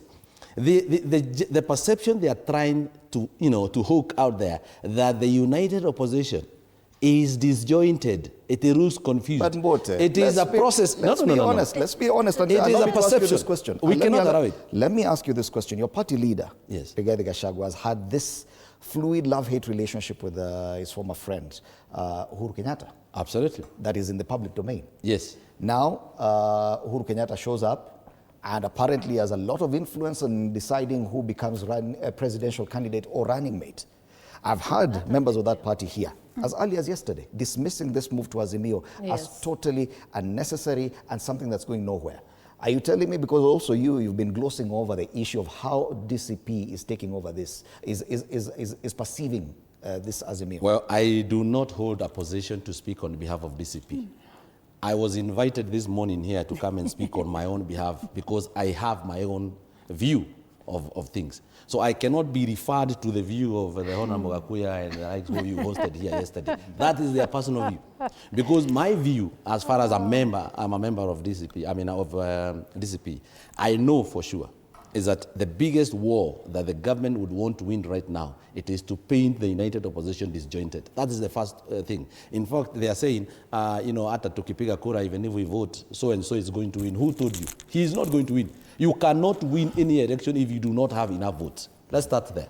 So basically what's happening, Fred, and you would agree with me, is that in any formation whatsoever, there is, of course, the interest that comes in. There is, of course, the defense that comes in. And defense, you're trying to defend what it is that you have. Because as we were rightfully told by Rosalind, it depends on what you bring into the table. Everybody is trying to come with the mabati, mwingine anakuja na mbao, and we want to build a house. When it comes to speaking for the Mount Kenya region, Rigathi Gachagua believes he is a kingpin. And has called himself that. Now Uhuru Kenyatta comes and he wants to play kingpin as well, to nominate a presidential candidate and decide how it will go. Don't you think that does not sit well even with your own party leader? I think we will be accusing Uhuru Kenyatta of trying to nominate, because I don't think he has expressed himself as someone who wants to nominate the candidate for the united opposition. Mm-hmm. However it is that he is playing very inactive politics and trying to do this and this, we know the history. In every situation, as you look at it, you cannot ignore the history. Okay, when you say you know the history, kindly take us through And that. the history is that the relationship was not good because we tried to support someone who later threw us under the bus. And that relationship is being worked on. Of course, it is in the news that you know for sure, and a handshake is being negotiated as we speak. Those are things that we are going to sort out before we go to the next election. And I know for sure, even the People's Vice President, Rigathi Gachagua, has actually expressed himself as not a time again that we are going to have two people fighting from the same region. And that one, he has said it himself. So, and basically what's happening is that, saa zingine ukiwa na, two grown-up sons, there would always be that small. Are you saying, because the clarity I'm seeking is, are you saying that Rigathi Gachagua is working with Uhuru Kenyatta on this plan, whatever plan it is? Yes. They are? Yes, they're working together. We have a common agenda. And the agenda, it is to actually remove this government from power. Okay. Whether you are working from the mountain or from the sea or from the air or from wherever you are working from, you should focus in making this government a one-term. All right. Let's move on now to UDA matters. And yes, we've seen the spectacle. We've seen what's on the front pages of our dailies. If you look at the front page of the Star, there's a huge photo there occupying at least a third of the page, with a massive crowd of yellow at State House. Over 12,000 people, aspiring candidates, just like yourselves, showed up at State House yesterday. And even before we do that, let's continue looking at some feedback here. Koapi. Elijah Kimeo says, of course, he is. In fact, Uhuru gives Gachagua strategy to deal with his government. Also, as Bwanambote says, they're working together. It will all play out. We'll get to see. The same. All right, so let's focus on UDA matters. And Bwanambote said, yes, it's about perception at this time. Yes. What kind of perception do you get when you see this kind of picture? The sea of yellow at State House, 12,000. Number. This AI-generated photo. Number. No, it is AI not. generated. I was there. You were at State House. I was there. I can see you. I was there. Actually, it was a stampede. Yeah, it Over was. 12,000 people at State House. It was true. People did not even get, actually people did not even get in, all of them. Some stayed out of the gate because they couldn't get in. There was no space. Rachel, do you remember any time when we saw 12,000 people at State House? Yeah. Never. It was the biggest. Let's watch that story. Yeah. Because we also covered it here at TV47. State House, Nairobi on Wednesday, more than 12,300 aspirants who have expressed interest in vying for various elective seats in 2027 on the United Democratic Alliance UDA ticket were hosted by the party leader, President William Ruto. The aspirants include 149 eyeing the gubernatorial position, 279 seeking Senate positions, and 323 who want to be women representatives. They also include 1,372 seeking to join the National Assembly and 10,200 who want to be MCS. The president, who is also the party leader, assured the aspirants of free, fair, credible and democratic nominations ahead of the next general election. We don't want to appoint ourselves as leaders in the party. The leader does not belong to William Ruto. The party does not belong to MPs. The party does not belong to governors. During the meeting, the president yet again expressed confidence in his deputy, Professor Kithure Kindiki. This comes amid his expected alliance between the ruling UDA and the Orange Democratic Party ahead of the 2027 polls. Sindio, mimi niwaulize kama ilikuwa ule jamaa mwingine manufactured when they were in office. Shida ya curriculum, shida ya no teachers, no classrooms, all these problems were manufactured when they were in office. The party says it has waived 200 shillings for candidates at the polling center to enable as many people as possible to participate in the grassroots elections. Sijasikia mtu akisema tukabomoa expressway. Why would one want to campaign on the basis of reversing what has been done? So we want to assure you, Your Excellency, that we are still sure, more than any other time, that you are still the best man to carry the mantle of Kenya. The UDA leaders also told of leaders threatening to reverse the gains achieved by this government, saying such individuals have nothing new to offer to Kenyans. Na tumefikisha karibu 75% tukilielekea 80% ya kutimiza ile manifesto, kwa sababu niliwaeleza ya kwamba manifesto hii sio gazeti. President Ruto also enumerated the gains the government has made in the economy, agriculture, universal health coverage, affordable housing, job creation and national savings. Paul Kirobi, TV47. Interestingly, this morning on X, Kithure Kindiki is the top trend. Of course, the president taking time to talk about Professor Kithure Kindiki as his new deputy and how he differs from his predecessor. The position of, let's start from there, the position of the running mate for William Ruto come 2027 has been a subject of debate. ODM had demanded in their own pronouncements that they would go for nothing less, then they changed their minds, but they're still demanding for something. They called it, I think, the latest ng'ombe ikatwe katikati nusu waende nayo. Why do you think the president still finds the need to talk about his deputy at this point? Doesn't that confirm that even he is trying to convince people that this is a person he should go with come next year? Well, you know, you're talking about a man that can say something today and tomorrow say something completely different. Why?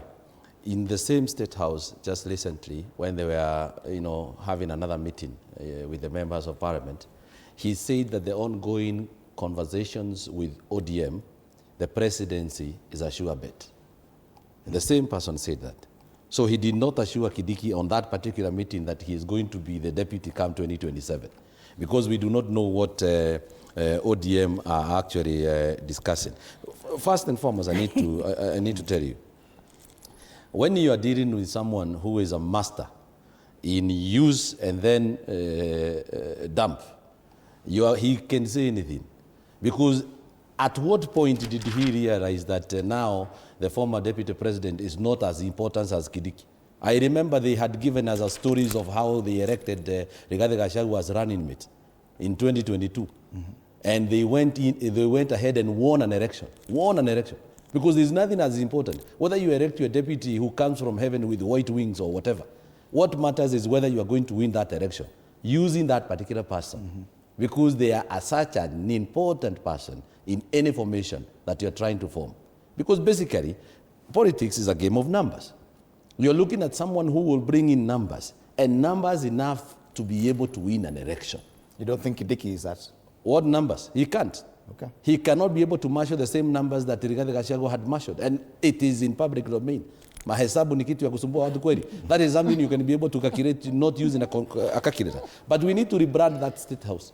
We need not to be coordinating State House. We need to start coordinating UDA House. All right. because how is it State House when it is being branded we'll come back to yellow that. every right? This debate about the running mate, who will be President William Ruto's running mate. Why is it such an important discussion for UDA? Why does the president need talking to aspirants for UDA, try to convince them that Kithure Kindiki is the best? I think, as you know, the president was a former deputy president. And it's also very important as you run for office to have someone you can bank on. And my brother here is trying to tell us that his party leader is stronger than DP. But I'll tell you for sure, the DP has proved that he's a good student of politics. He just came in the other day and they fought him about his voice. And right now, I'll tell you, he's the man on the stage in politics, because the deputy, he has proved. I was there in State House when he was giving his speech. And I'll tell you, the Kindiki who replaced Gachagua, if his position is the person to watch right now, as you say, is trending. My question is, if his position was so assured, why should it be a subject of discussion at this point? I think, just to add on that... You cannot trade one day and then we start saying you are the man of the match. I mean, I think, the guy has been trending for years. I think he's just trending for the first time today. So I think the point here is that people will always talk about their ex somehow. Every time there's a family discussion, an ex issue will always come up. So that's the point you're talking about. All right. Yeah. Rachel, the president, his own words, after a while, once he started having a relationship with ODM, even suggested that time is ripe for female deputy presidents. And once he said that, everyone looked at Gladys Wanga. Then now Gladys Wanga comes and demands for half of the cow to be slaughtered and handed over to ODM. Yes. Isn't she asking for that position? Forget about what the party leader said. Gladys Wanga is the chairperson of ODM. And we have a party leader as well. No, I'm asking you about the chairperson's pronouncement. Should we ignore it? As it is now, and I'm not the spokesperson for our party, however, that's a disclaimer. However, I think it would be a good thing and an honor if we would have a female DP. Let's start from there. Be it Gladys, it will be even better for us because she's coming from our party. But it's ripe that we have a female DP going forward, so that some of these issues that we've been dealing with in terms of gender parity, we start solving them as early as now. There's nothing stopping Gladys or any other woman, for that matter, who merits the position to become a DP. It's not a preserve of a male gender. For that matter, anyone according to the Constitution can become a DP. But then, when we look at what happened yesterday, yes, it is perception. We are happy that we are getting into, and hopefully we'll get into a coalition with UDA to form government. You're welcome. We are coming in to demand what is rightfully ours. We eat 50-50, or even we can go for 60-40, if need be. If we give them more numbers, then we demand for more, given what our strength within the parliament would be. So let's not just look at what are we asking for now, but it's based on what we are giving to the coalition that will speak for us and can speak against us at the same time. In the same breath, there's the issue of zoning that has come up as part of the negotiations, that leave ODM areas for ODM. UDA should go with UDA. One of those areas that's currently run by an ODM member is a deputy party leader is Mombasa. We saw yesterday the SG of UDA, Hassan Omar Hassan, declaring his aspirations for the same position. How does that play with you? And that is just one example. That UDA, according to what we saw yesterday, it does not look set to confine itself to any particular region. They are going all out. That's the perception I think that Mbote was even talking about largely in politics. I think if in that meeting the president or the deputy president or even the chairperson told the aspirants that no, stay away from our other affiliated parties' stronghold, then you'd have seen an uproar from that same meeting. So I think sometimes you have to manage you manage the crowd, you manage your audience, and that's basically what they were doing. Are you saying the president is lying to some of his aspirants? The truth, I'm not saying he's lying, but the truth be said. If I told Dr. Kulea you are a UDA candidate in an ODM zone, that zone will be left. The truth be told, Fred, is that given the politics of the day, and that is what will still play, and that's what played even last time, where we have a stronger candidate for ODM, then Jubilee would not field a candidate. And so that will even happen now. But where we are all together, the same space like what we saw in Kariobangi, even by the by-election, remember, UDA fielded a candidate, ODM still fielded a candidate. Back to my example, Mombasa. Yes. And that's what I'm telling you. For Mombasa, I know for sure, even if Hussein was to vie, please, he cannot beat Abdul Samad, so why even waste? Fred, for crying out loud. A very important so point he's trying as a person. We know this is his third attempt, if I'm not mistaken. This is his third attempt, actually. This is going to be his third attempt. But if he can, I don't think he should also be barred from vying. But I know for sure he cannot beat Abdul Samad. So fine. So he should be allowed to vie. He should be allowed to vie. The demands for zoning by members of the ODM. There are areas that definitely there will be zoning. There are areas definitely there will be zoning. There's some candidates that I made to understand, a number of candidates, aspirants who are a state house, some of them come from Luanyanza, which is predominantly Absolutely, yes, yes. I know quite a number. Even Siaya, where I come from. I think one of the aspirants is a gubernatorial aspirant in Siaya as well. So, even as strong as he probably would be, he should not be allowed to vie. Not that he should not be allowed to vie. That is part of the negotiations and what we come to agreement with and say, this is the way forward. So if we are doing zoning, we'll do zoning in this area, in this area, in this area. But this particular area, because we equally have a stronger candidate and we're looking for numbers, so whether ODM gets it or UDA, we are still together. Okay, definitely challenges even for UDA. Yeah, but even Fred, with a great perception. Fred, I need to bring to your attention, because I believe we do not need to get lost into this perception game that is being played here. I would want to dare UDA to publish the list of all those people who went to State House yesterday with their names, their ID, and the villages they come from. And we go and ask in those villages whether the people knows those people as their aspirants. I can tell you for a fact, people are registering to be aspirants of UDA in the comfort of their offices. People who are not even known in villages was filled the State House yesterday because of the brown envelope that's going to come out of that But that's an ambition. I am talking about, let me talk. Let me now educate you. There's something you do not know that I need to let you know. I am telling you, those are the game of numbers. And I can tell you, William Ruto is a master of numbers. You talked about brown envelopes. Everybody who goes to State House lives there with money. was there. Yeah. Actually, I was there. How much were you given? Allow her to explain. Yeah, so I was there. There were no brown envelopes given. Actually, at the gate, there was breakfast. We got in, there was a stampede. What you're seeing is real.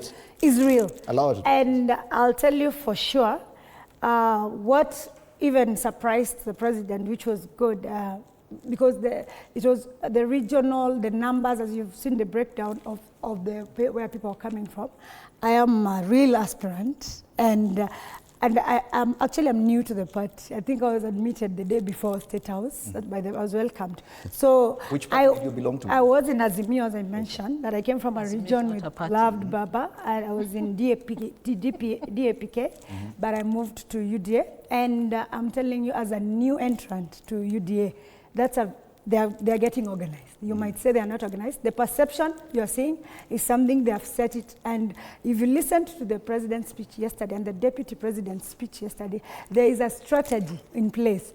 All those people you saw there are going back to the grassroots, as you're saying. Some are not even, they're not known in the village level. There is a grassroots election that is coming up. Do you think, do you think the party should be allowed to zone? Do you think the negotiations, if at all you come from a region where ODM is strong, that you should not be allowed to vie in that region as a UDA? So as I mentioned, for example, the region I come from, it was about the person. It was all about BAMBA, I would say that. But now the people are feeling orphaned, you know. And so they're looking for who can be our next Baba.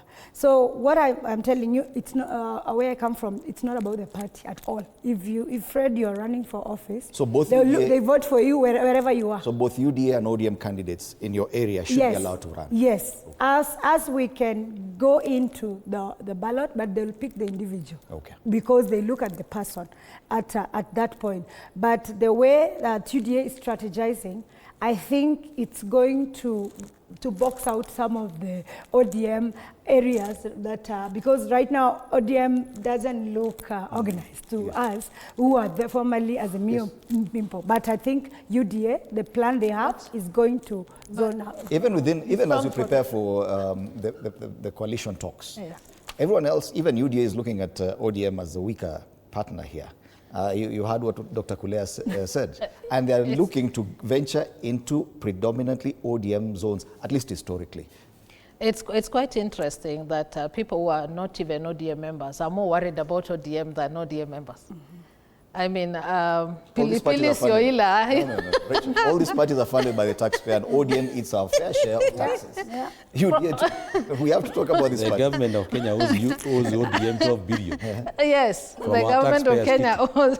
So it should then be, they should be happier than that ODM is getting weaker. Why should it bother you that your opponent is getting stronger? Yeah. Well, this is a partner, not an opponent. I would like them to continue fighting. They should be happy, but we cannot fight any longer. I think we are putting our house in order with all the things that we are seeing around. I think the noise is coming down. Actually, it has come down. We no longer hear about the wars within ODM. We are really trying to put our house in order, which I think was inevitable, having lost our party leader and just an ordinary person. But let me answer you. You've just said something that the headlines are questioning so loudly. Yes. That the cracks within ODM are healing. Why would we have this headline on the front page of the Standard this morning? I think if you read through what they've put down there, the legal trap, and that's, we spoke about it before, that we are still bound to Azimio. So really, those are not issues. We all know that we are still bound to that. And another issue is how are we bargaining going forward? Are we having securing meaningful power in the next government, or we are just going blanketly like that? But I want to respond to Mbote before I come to you. Mbote seemed to have a problem with 12,000 people having signed up as aspirants for UDA. There's nothing wrong, even if there are a million, whether at the comfort of their offices or wherever. That is their interest. They show affiliation to that party. There's nothing wrong with that. That is democracy. Okay. So you shouldn't fight that, oh no, it's an AI or whatever happened. But I have an issue, because you called me here as an expert in governance and public policy. Mine is a bit different. That, which I think raises a lot of concern to people like some of us. Is State House the right person, the right place, for such events?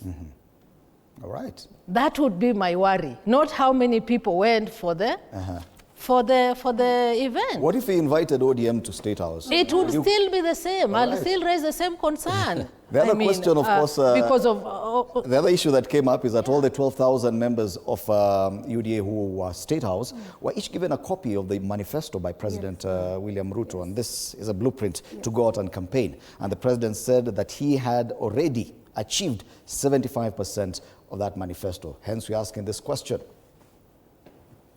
Has President William Ruto says his government has implemented over 75% of its manifesto. Where has he succeeded and where has he failed? This is some of your feedback. Alexander Nguma says perfect, but the percentage is too high. Okay, so he feels not 75%. Development at the same time experiencing corruption is a bad deal for the economic progress of a state. Thank you so much, Alexander, for that comment. Next. Peter Olekanyoi, 75%, yet no much positive impact. Maybe the remaining 25% carries the weight of the KK manifesto. Just maybe, he says. Amulaka Joseph, the student has marked his own exam while the examiner is listening and clapping. Interesting view there by Amulaka. Japonj CJ Abaya, is it okay for the president to hold party meetings at State House? Well, challenges, people are questioning that. A point that I may want to know. Peter Kiru, if you have implemented 75% of the manifesto, then we don't need another manifesto from you, sir. This 75% is not palpable in Kenyans' lives. We are simply disillusioned. We deserve a better and different implementer. He doesn't believe that. Caprice Lightbringer says he's delivering a lot. We are seeing infrastructure developments, youth empowerment programs like Hustler Fund and Nyota, revamping NSSF, affordable housing, etc. He agrees with the president. He continues to say the only problem is the cost to Mwananchi and the rampant politicization and corruption by his cronies. But I believe he has good intentions. 50-50. 6767. Bonaya Humanitarian says, I can't rate the percentage to 75%, but he has recorded progress in affordable housing, fertilizer subsidies, digital services, infrastructure, and support for MSMEs through initiatives like the Hustler Fund. Though some is in progress, not complete. Continues to say, however, challenges remain in the high cost of living, unemployment, heavy taxation, and gaps in healthcare and education delivery, which is the basic ones to be solved. More importantly, the public concern is not just the manifesto, but the unfulfilled daily promises. Finally, he says, affordable food, lower fuel prices, decent jobs, and real economic relief. Kenyans measure success by daily impact, not policy statements. Dr. Kulea, do you believe the president has achieved that document that he gave you yesterday, 75% of that? And so it is a document that you can go out and use and convince Kenyans or the people who are your electorate that, yes, we have achieved 75%. Yes. Are you that confident? I received the document, actually two. One was the blueprint, the delivery plan, and the election, the grassroots election plan that they have for everywhere, the 47 counties, represented by the 12,000 that they don't believe were there, but they were there, and who are literally aspirants. And yes, the things have been achieved. 75%? I wouldn't allude to 75% as being a newbie in the house. I just arrived, I came to the gate, I got to the living room, and but I can say for sure, like we have seen some developments from this Question government. is the figure, 75%. 75%, be it in other areas might have received 75%, other areas where I come from may not have, but for sure, I have seen and I've heard the numbers, because when I saw the document, for example, the SHA, the number of people registered in the health cover, improved from 7 million to 29 million. So you're looking forward to sell that manifesto? Oh yes, I am ready to sell it and defend it. All right. Yes. Very soon you'll be selling and defending that manifesto as well, as a member of a new coalition. I think as a coalition we'll come up with our new manifesto. We don't just copy paste and then move forward like we are blindfolded. I think we have to come up into agreement, and even before then, I think it's important for us to follow through what Baba left for us, and that is the 10 points agenda, even before we get into the manifesto of UDA and how they're fared. But generally, I think the president has done fairly well. 75%? I wouldn't put 75%. I don't know what parameters he's using. But I think because we're still having challenges with the health sector, we are still having challenges with education, we are having challenges, a lot of challenges here and there, which are very key to our living as human beings. We cannot get it right and put it at 75 while we are still seeing patients being locked out at Kenyatta National Hospital, while we are seeing nurses protesting throughout. In as much as it's a devolved function, it still rolls down to the leadership up there. So are you paying the counties on time for them to be able to pay the workers, including the nurses?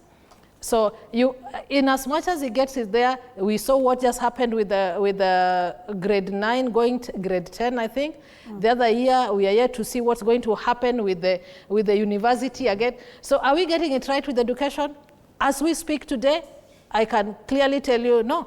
Right. Yeah. So not 75%. For me, he's done well, but I wouldn't put it at 75% because there's so much. A potential coalition. Yes. Because, but I would like because I'm saying I think this. you've said it. I think both of you have said it, and it's okay. Let's ask Wanambote, because Wanambote, this is the same manifesto that you will be now challenging as a united opposition.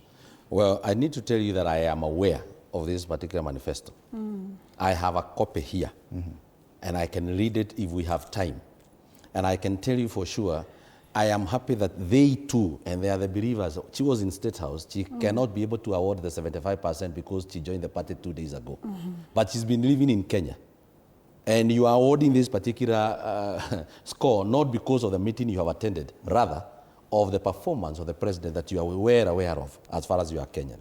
But I need to say something. There is it is a joke to even assume that you have performed 75%. I mean, you have performed 75%. I think he was talking about the 75% of his term. He was not talking about the performance, because how else would you explain the fact that even a simple MOU that they signed with what I would call UDA, the first agenda with ODM, with ODM, which had been mentioned here, the first was full implementation of the NADICO report, which have not been implemented even a single sentence. You know that? I mean, they were all the 10-point agenda, they have scored 0. And then we are talking about performing 75%, and that was supposed to come and bring. But I can say something. In that particular manifesto, they had quoted a section of paper of 1986. A section of paper of 1986 that was projecting about 6 million unemployed youths in Kenya by the year 2000. They had actually tried to say that this was never addressed. They have not addressed anything about unemployment. And you cannot tell me that giving people money is addressing unemployment. We were talking about going to Singapore the other day. And Singapore categorically put it clear that you cannot use public resources, public money to give people for free. You cannot. It is written in Singapore. We are doing the exact opposite. We are talking about the housing. It was talked about yesterday. And I'm not even going to dwell into the many areas. Housing in Singapore was addressing the slums.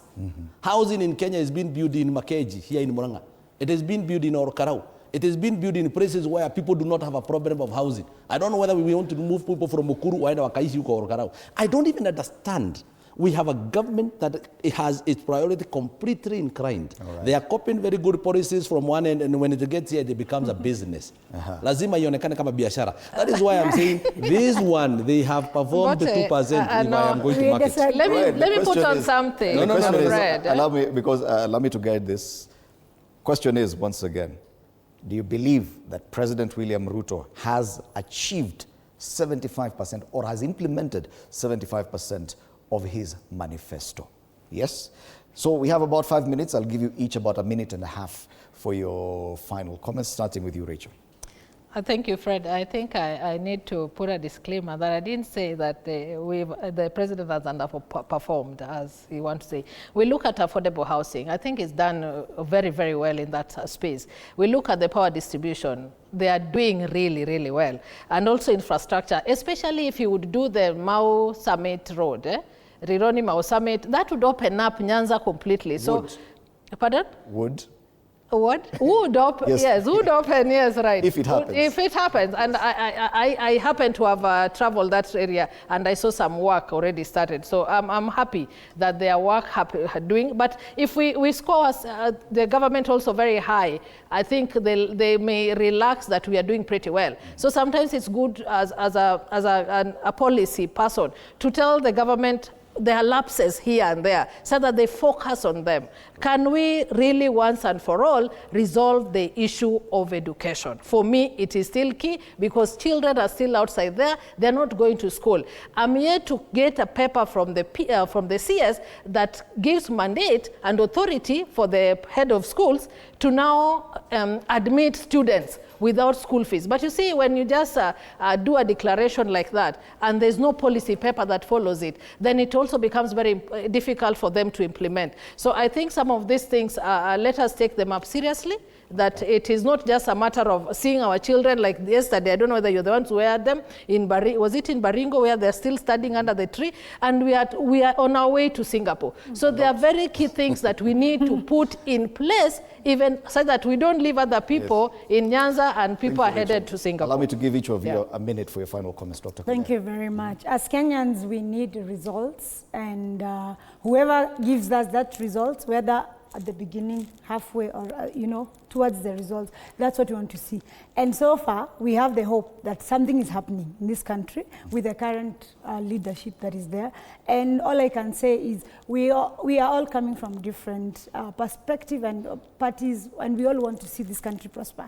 But for sure, what I can tell you, as a new member of the UDA party, and what I'm seeing and what I heard, and from the plan that I am carrying home with me, I am seeing hope for Kenya. And if this government is given more time, they're going to deliver even more than that 75%. Right, finally. Thank you, Fred, and thank you for having me once again. But I need to sum it up by first going back to where we started our discussion. It is important for the IEBC to know that their formation, it is inclined in two main areas. That is on election and on boundaries. They are seemingly failing on both of them. They have not been able to do the border, what I would call the constituency delimitation, and all that is a problem now because constitutionally we have not done what it was supposed to be done. But I need to come back to the performance as well, and I can tell this government it is good to ask people down there how they have performed, and I'm happy that you've seen some of the responses you've been getting. I'm happy that when we read my co-panelists here speak out their heart, they're able to bring out problems of the government they can see. Clearly right now as we speak, and I speak to you, there are students that have not joined grade 10 out of school fees, and they're still at home. Yeah. And that is a big problem, as well. But I need to conclude by saying, and I want to tell Rachel, that the Rironi-Mau Summit Road is an important road. It takes me to my village as well. As she goes to Western, I go to Ndarawa using that particular road. But I need to remind you that that road was signed by the previous government. And when this government came into power, they cancelled that particular contract. And out of it, we paid 7 billion in penalties of cancellation. And then when we reprocured it again, we reprocured it with more than 50 billion additional. I can tell you for a fact, this government is doing obvious mistakes that we are trying to point out and telling them, why did you have to cancel it? Right. Why didn't you renegotiate it instead of making us lose billions of shillings? And that is why the performance of this government is at 2%. And I can write there, see me. If you remember, your teacher will tell you, see me, meaning come back home, you are one time, you're going home. Ikwa Ambote, political analyst and also an aspirant. Dr. Josephine Kulea, also an aspiring member of parliament and also an analyst as well. And Rachel Omolo, also an aspiring member of the National Assembly and a policy and governance expert. Our panelists this morning on State of the Nation, helping us look at the headlines. Marjan Auster, that exit of the IEBC CEO, making it to the front page of the Star this morning. There's one story that we did not talk about. There's this gentleman who keeps showing up at State House and always takes an opportunity to have a photo with the president. There are like 12 pictures in this inside. And there are now queries on this tycoon State House visits. But yes, they do mention what happened at State House there with the UDA. ODM cracks deepen. Even as Rachel says, they are fixing the cracks. The dailies do not necessarily agree. So yes, those are the dailies. That's the State of the Nation, ladies and gentlemen. After the break, we switch gears and talk about matters of boy child. And we have a question that we are asking. At what point did men learn that asking for help is a weakness? Is it a weakness, asking for help? Yes, is it? No, you're the only man here. Do you ask for help? I do. Yes. And I want to tell men it is not a weakness asking for help. It is not. It is, you can only save yourself by speaking out. Yes. Yes. As parents and sisters of the boy child as well, what do you say, Dr. Kulea? Boys need help. Yes. And the best people they could ask is the dads. They need to ask. So it is a balanced equation. Okay, Rachel, what's your opinion on this? Don't die in pride. Please seek assistance. Well, right. Thank you so much. And this is the conversation we'll be having after the break. My colleague Anodida is ready for that one. Do stand by because the panel is here. A lot of men, yes. These are gentlemen.